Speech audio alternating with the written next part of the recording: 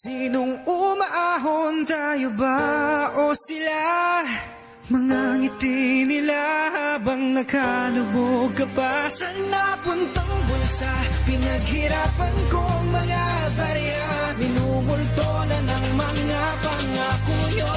Hoy, makinig Kahit kayo. sumigaw ka pa na napakalakas, walang magagawa kapag hawak nila batas. Subukan man na bumato ay di na rin tatama. Baka itong baka takpan mo ang iyong bunganga. Wala tayo karapatan na magreklamo, empleyado lamang tayo at sila ang ating amo. Yan ang gusto nila, tanong gusto mo ba? Tanging gusto ko lang ay makita ko na ang bunga ng bawat puyat, ng bawat iyak, ng bawat hirap, para lamang na makahanap ng trabaho. Pinipilit ng kayanin kahit na parang di na kaya, basta makabili ng kanin Pilipinas kung mahal.